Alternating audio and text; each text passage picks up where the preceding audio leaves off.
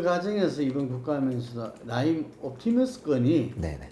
또 기본적으로는 금융 사기는 금융 사기잖아요. 그게 사기인데 이걸 둘러싼 권력 기관 개혁이 또 맞물려 예. 있잖아요. 이게 그런데 이 처음에는 완전히 그 여권 인사들이 연루된 부분을 공격을 쫙 받다가 그 김봉현 씨가 네네. 뭐 서한입니까? 뭐 그런 걸 통해서 하면 분위기가 완전히 또 반전이 되고 또 그 과정에서 이게 추법무 장관의 감찰도 들어가고 네네.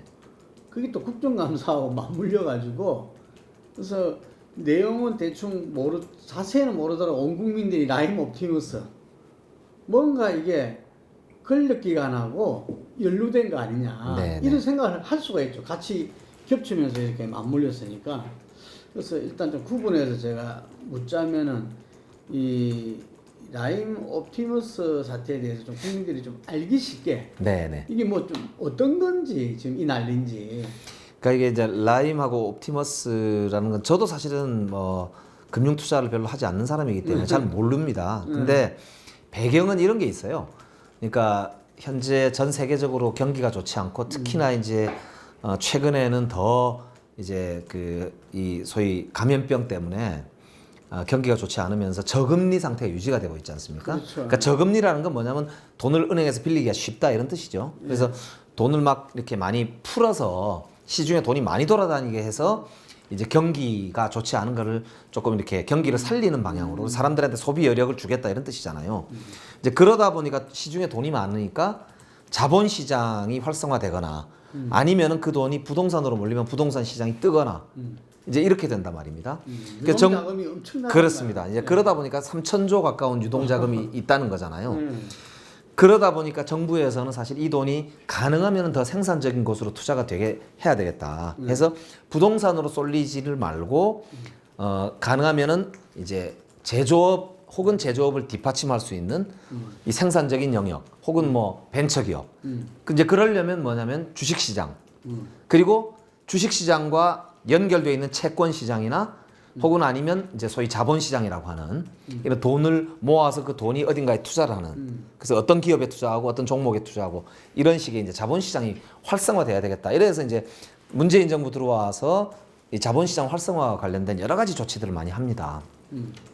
그러다 보니까 이제 그 중에 이제 이 돈이 많은 걸 내 돈을 여기다 맡겨야 되겠다, 저기다 맡겨야 되겠다 이렇게 되는데 그 중간에 이제 그 소위 그런 이제 펀드라고 하는 이제 것들이 생기게 되는 거죠. 그래서 그 펀드가 상호 펀드도 많고. 예, 그러니까 이제 공모가 있고 사모가 있는데 사모라는 거는 굉장히 이제 개인들이 이 규제를 어느 정도 상당히 많이 풀어줬기 때문에 일정 액수 이상, 그러니까 옛날에는 뭐 5천만 원 미만만 받아야 된다 그랬는데 지금은 뭐 1억 이상도 되고 혹은 몇 억 이상도 되고 이런 식으로 이제 사모 펀드의 기본 규모가 이제 커지는 거거든요. 그러다 보니까 규제를 박근혜 때 2015년도 풀었던 말. 맞습니다. 처음 풀기 시작한 거는 박근혜 대통령 그때 풀었고요. 우리 정부 들어와서는 이제 또 풀었어요? 더 푼 건 없습니다. 자본시장의 활성화를 위한 여러 가지 이제 이제 이 계획들이나 저런 그 일들이 좀 더 잘 진행될 수 있도록 코스닥에 대한 좀 이 활성화 계획이나 이런 것들에 대해서는 좀 이렇게 이 조치를 한 것으로 아는데요. 올릴 수밖에 없었네요. 네. 그러다 보니까 그 중에 일부 펀드들이 지금 문제가 생긴 거예요. 그 펀드가 여러 개 있을 거 아닙니까? 네. 그래서 우리 보면은 또 뭐 여윳돈 있는 분들 같은 경우는 자기가 생각할 때 괜찮은 펀드에 이제 당연히 투자하실 수 있는 것이죠. 근데 이제 중간에 지금 보니까 라임 옵티머스는 좀 사기꾼들이 끼어 있었던 것 같습니다. 근데 그 중간에 이제 문제가 그럼 뭐냐? 그냥 개인적으로 사기만 친 게 아니라 자기 펀드가 마치 고수익이 날 것처럼 사람들한테 거짓말하고 속이거나 아니면 수익이 뭐 마이너스로 가는데도 오히려 분칠을 해가지고 더 잘 될 것처럼 이렇게 이제 만들거나 그 과정에서 이제 정부 기관이나 혹은 아니면 시중에 있는 금융기관들하고 짜가지고 뭔가를 했지 않을까라고 하는 의심을 자아내는 여러 가지 일들이 있는 것 같아요. 그래서 저는 이제 그거는 뭐 사실은 사실대로 확인하는 게 옳다고 생각합니다. 그래서 수사기관이나 이런 곳에서 범죄는 있으면 있는 대로 당연히 밝혀야 한다고 생각하고 문제가 있으면 뭐 처벌하면 된다고 저는 생각하거든요. 다만 이것이 이제 야당이나 이런 쪽에서 마치 이제 여권의 고위 정치인들이나 청와대 혹은 아니면 권력기관이 개입을 해서 여기에 무슨 다른 어떤 뭔가 부정을 저질렀다거나 비리를 저질렀던 것처럼 지금 이제 공세를 정치적으로 했던 거거든요. 근데 중간에 지금 그 주범이라고 하는 혹은 아니면 그 펀드를 처음부터 기획하고 운영했던 사람들이 지금 다른 이야기를 하고 있는 거예요. 그러니까 김봉현 씨 같은 경우도 편지를 써가지고 계속 지금 밖으로 나오면서 보면은 거기 보면은 여당 정치인은 없었다. 오히려 야당 지금 현직 정치인 중에 옛날 검사장 출신 누구 뭐 혹은 아니면 변호사 누구 뭐 이런 식으로 이제 오히려 막 지목을 해가지고 그리고 현재 있는 검찰 중에 우리가 대강 추론해 볼 수 있을 정도 수준으로 뭐 그 수사팀에 있는 사람도 뭐 내가 로비를 했었다든 식으로 막 글을 쓰면서 지금 오히려 이게 일파만파가 된 거고 옵티머스 같은 경우도 보면은 이제 그런 거의 비슷한 사건인데 보면 이제 오히려 그 내부에서 주요한 인물들끼리 책임 전가를 하면서 상호 폭로전을 막 하는 것 같은 느낌도 있거든요. 서로 막 책임을 떠넘기고 있는 이런 구조에서 보니까 팩트가 뭔지 어지러운 상태에서 이제 약간 뭐 보도가 마구 막 나는 이런 이제 상황이 있었던 것 같습니다. 그러다 보니까 국민들께서는 이게 뭔가 문제가 있는 것처럼 보이는데 도대체 뭐가 진실인지를 모르는 이런 상황 아닌가 싶고요. 그래서 저는 정리를 하자면 금융사기든 금융사기가 아니고 로비가 있었든 이거는 명명백백하게 사실을 밝히고 범죄를 저지른 것에 대해서는 단호하고 엄격하게 수사하고 처벌해야 된다. 그리고 그 이외에 이런 수사기관이 수사를 하는 데 있어서 정치적 외압을 자꾸 행사하려고 한다거나 그 공세를 통해서 정치적 이득을 보려고 의도적으로 자꾸 개입한다거나 하는 거는 수사를 오히려 방해하거나 수사를 왜곡하려고 하는 오히려 그런 시도라고 봐야 되거든요. 그렇기 때문에 저는 야당도 이제 수사기관이 제대로 좀 수사를 할 수 있도록 오히려 좀 한 발 물러서서 객관적으로 지켜보고 부족한 점이나 의혹이 남는 점은 끊임없이 이거 부족하다. 이거는 왜 안 하느냐. 오히려 이렇게 문제 제기를 해주는 게 옳다. 그렇게 생각하고 저는 수사기관이 조속하게 수사를 진행을 하고 끝을 맺어야 된다. 이렇게 지금 생각합니다. 수사기관이라 하면 검찰을 말합니다. 예. 거죠. 그러니까 저는 이제 그렇게 생각합니다. 그러니까 그냥 특검이 어떠냐 이렇게 물어보면 전제가 생략된 거기 때문에 당연히 아니 문제가 있으면 특검을 해야지요. 이렇게 생각하죠. 저도 답은 같습니다. 문제 있으면 해야죠. 근데 문제가 뭔데요? 그러니까 무슨 특검을 하자는 건데요? 라는 게 빠졌거든요, 지금. 특별검사는 특별검사 아닙니까? 그 특별한 사안이 있어야 되는 거니까 1부터 100 이렇게 할 수는 없지 않습니까? 45부터 49 요거 하자. 이렇게 이제 제기를 해줘야 되는 거기 때문에 제 생각에는 야당도 특검을 주장하시려면은 어떤 부분이 미진한지를 정확하게 예를 들면 여당 정치인 누구 왜 수사 못하느냐 정부는 어디 뭐 했다는데 뭐가 수사가 안 된다. 야당이 발의한 특검 법안은 그게 돼 있지 않습니까? 없습니다. 그냥 라임하고 옵티머스 전부 이렇게 되어 있는데 그거는 특별검사의 취지하고도 좀 안 맞고요. 그래서 저는 오히려 이렇게 생각합니다. 그러니까 수사가 검찰에서 뭐 미진할 경우에는 언제든지 저는 하면 된다고 생각해요. 그러니까 우리나라 국민들이 그거에 대해서 여당을 보호해주기 위해서 혹은 청와대를 보호해주기 위해서 특검하면 안 됩니다라고 주장하실 국민들이 이렇게 계시다고 생각 안 하거든요. 그래서 저는 오히려 지금이야말로 빨리 속도 내서 검찰이 수사를 마무리를 짓고 그 다음에 야당이 보기에 도대체 이 부분은 미진하다. 이거는 왜 수사를 안 했느냐 혹은 아니면 덮은 거 아니냐 혹은 일부러 안 했다. 이런 점은 지적을 해주시면 국민들이 공감하실 거라고 저는 생각하거든요. 근데 지금은 오히려 어떤 모양이냐면은 검찰이 수사를 하려고 그러는데 김봉현 특히 라임 같은 경우는 김봉현 씨가 편지를 써가지고 여당은 없습니다. 근데 야당은 혹은 검사는 이렇게 있단 말이에요. 그럼 오히려 지금 진행하는 게 야당 입장에서는 나는 여당이 있다고 주장을 했었는데 이렇게 그러면 검찰이 수사를 우리가 생각하는 거하고 다르게 가는 거 아니야? 라고 하면서 갑자기 검찰을 공정하지 못하다고 지금 주장하는 것처럼 보여요. 그러니까 이거는 아니잖아요. 그러니까 오히려 제 생각에는 그냥 검찰이 수사를 하게 두고 야당은 뭐 저 계속 어쨌든 주장을 하실 거니까 때가 되면 저는 뭐 특검을 이번만이 아니고 여러 번도 할 수 있다고 저는 생각하기 때문에 얼마든지 기회는 있다. 그래서 그렇게 하는 게 서로 합리적이지 않느냐. 이제 우리 뭐 대통령 입장에서는 각 기관들이 자기 정해진 룰대로 운영되고 자기의 임무와 역할을 충실히 하고 그걸 조화시켜내는 것이 이제 대통령과 국회 그런 일이다.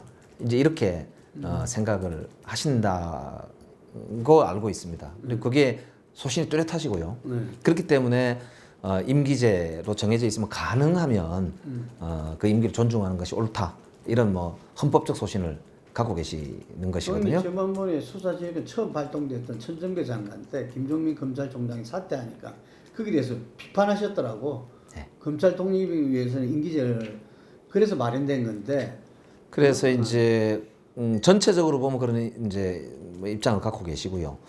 근데 지금 이제 법무부 장관과 검찰총장의 갈등은 참 저희들도 국회의원으로서도 그렇지만 정부 여당으로서도 한편으로는 참 국민들한테는 송구하고 안타깝고 그렇죠. 그런데 저는 뭐 그럼에도 불구하고 만약에 서로가 안 맞는 게 있다면 서로의 주장을 얼마든지 할 수 있다고 생각해요. 다만 공직자로서의 본분과 법률과 헌법에 기초를 두고 민주공화국의 원리에 맞도록 상호간에 그런 갈등을 해결해 나가는 것도 저는 민주주의에서 불가피한 경우라면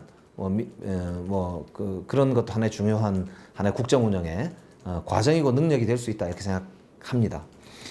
그래서 이제 지금 진행되는 여러 가지 일들이 이제 상호간에 이제 자기 권한에 기초해서 법률과 헌법에 기초해서 어떤 진행되는 일들이라면 저는 그 과정에서 어쨌든 매듭을 찾을 수 있지 않을까라는 기대를 가지고 있고요. 아까 이제 윤석열 총장이 공직자로서 좀 이렇게 맞지 않는 그런 이제 임명직 공직자잖아요.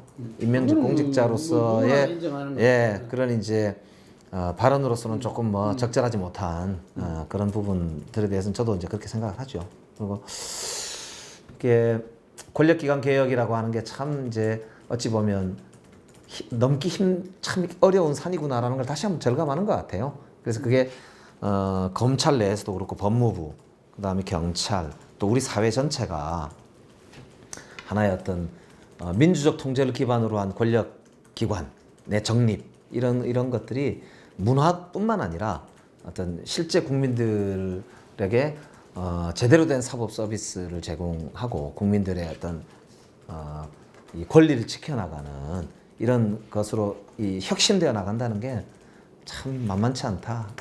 근데 저 이제 초선이기 때문에 조금 사실은 고민이 왜 없었겠습니까? 근데 무엇보다는 저는 이제 문재인 정부의 성공이 우리나라에게도 굉장히 중요하다고 생각하고요. 또 특히나 코로나 이런 팬데믹 상황에서 대한민국이 이제 K 방역으로 보여준 그 성과 이거를 정말로 새로운 도약의 계기로 그래서 정말 선도 국가로 성장해 나가는 그런 중요한 지금 시기에 들어섰다고 생각하는데 이 시기를 저는 정부와 여당이 힘을 합쳐서 유능하게 이제 해치고 나가는 그것이 저는 대한민국의 미래에도 매우 중요하다라고 생각을 했기 때문에 그 자리가 뭐고 어떤 당직이고 이걸 떠나서 어쨌든 이낙연 대표 체제에서 함께 일을 하는 게 그런 이제 지금 시기에 우리 당과 정부에게 주어져 있는 과제를 하는데 요만큼이라도 아주 작은 미랄이라도 돼야 되겠다. 그런 각오를 가지고 시작을 했습니다. 그 이제 그 이낙연 대표님이 가까이서 보니까요. 그런 이제 공직자로서의 혹은 공인으로서의 정치인도 공인이지 않습니까? 특히 공당의 대표이기 때문에 그것도 여당의 이제 그 공당의 대표가 가져야 할 아주 기본적인 자기 절제 이거에 대해서 굉장히 이렇게 단호하시고 엄격하시더라고요. 그래서 보면 실제로 이제 최고위원회 내에서도 어떤 뭐 이렇게 뭐 결정을 하거나 약간 논의가 있을 때 이것이 이낙연 개인의 어떤 유불리 이런 거하고 연관되어 있다고 요만큼도 오해하지 말라. 절대 그렇지 아니하다라는 거를 이제 후속으로 말씀하실 정도로 굉장히 사실은 그런 이제 어떤 개인을 위한 정치적 이득을 내가 약간 뭐 어찌 보면 추구를 좀 한다든지 결과적으로 좀 그런 것 때문에 뭐 하는 거 아니냐 이런 것에 대해서는 아주 약간 이렇게 뭐라 그럽니까 경기를 일으키신다고 할까 그럴 정도로 엄격하게 자기 관리를 하시는 분이에요. 그런데 이제 그러다 보니까 말씀대로 약간 그럼 사실은 사람이 너무 한편으로는 너무 솔직하지 않은 거 아니야? 또 그런 생각도 있을 텐데 왜 없겠어요? 없기는. 그러나 공인으로서는 그게 절대 앞서서는 안 된다고 하시는 거기 때문에 선공후사기 때문에 저는 뭐 그렇다고 생각하고요. 다만 이제 오히려 그래서 이런 선공의 자세가 국민들한테 평가받고 선공의 자세가 결국 나중에 결과적으로 그 결과와 성과를 가지고 평가를 받는 이런 이제 거라고 봐야 되겠죠. 네. 근데 이제 우선 그렇게 볼 수 있죠. 그러니까 이게 지금은 이제 코로나 팬데믹 상황이기 때문에 사실은 이 위기를 극복해 나가고 국난을 극복해 나가는데 온 힘을 써도 될까 말까 한 상황이기 때문에 지금 사실은 이낙연 체제가 출범을 하고 지금 요 기간 동안 오롯이 사실은 국난 극복에 힘을 집중하는 시기이지 않습니까? 그러니까 그 위기를 건너가는 위기의 일종의 탈출선의 이제 선장과 같은 이런 이제 역할을 이제 담당을 하고 계신 거란 말이에요. 그렇기 때문에 지금 이제 좀 소소한 문제들이나 혹은 좀 점검해야 될 문제들 이런 거는 아무래도 전체 우선순위는 조금 뭐 이제 후순위일 수밖에 없는 시기를 지나왔기 때문에 지금까지는 그랬다고 보고요. 그래서 이제 지금은 크게 보면 전 세계적으로 볼 때 경제와 방역을 동시에 잡은 거의 유일한 국가 그리고 앞으로도 상당히 유망하게 기대되는 나라 이런 이제 평가를 받고 있기 때문에 저는 그 성과는 뭐 충분히 앞으로도 계속 유지 잘 해나가는 게 필요하다고 보고요.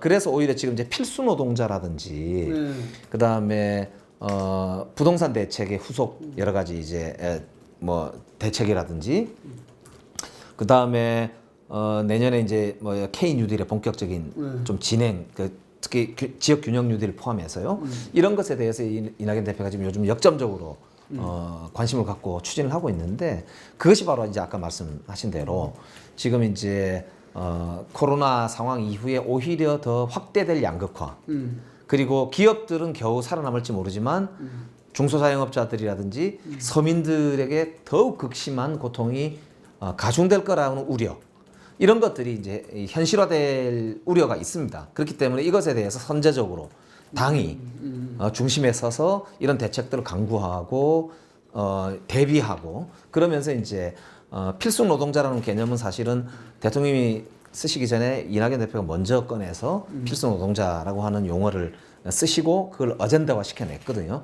그래서 이제 필수 노동자라고 하는 우리 사회의 새로운 그런 이제 개념이 등장하고 정말 우리 사회의 가장 밑바닥에서 보이지 않는 곳에서 이 모두가 어려울 때 이 자기가 몸을 희생해서라도 업무를 할 수밖에 없는 이런 분들에 대해서 적절한 대우, 적정한 합당한 평가가 있어야 한다라고 하는 문제 제기 이런 것들 통해서 이제 이후에 우리 사회의 어떤 새로운 그런 이제 하나의 중요한 안전막의 축을 세우려고 하는 건데요. 그렇기 때문에 이제 이런 일들이 향후에 이제 이낙연 대표가 해나가야 될 중요한 과제라고 보입니다. 그렇기 때문에 아까 이제 K 뉴딜 부분도 이제 조금 더 본격적으로 뭐 일요일 날 워크숍을 장관들하고 했습니다만 이런 것들이 이제 하나하나 앞으로 이제 좀 시간이 있으니까요. 조금 더 지켜보시면 어떨까 싶고 이제 그 과정에서 이낙연 표 뭐 이런 게 이제 등장을 할지 안 할지 모르겠습니다만 대표님은 여전히 야 이낙연 표 이런 거 하지 마라. 그 간지럽게 그런 게 어딨냐. 그리고 그거는 기본적으로 현재 정부는 문재인 정부고 이 당 대표로서는 여당이기 때문에 그건 당정협의를 통해서 충분히 함께 파트너십으로 해서 만들어 나가면 되는 거다.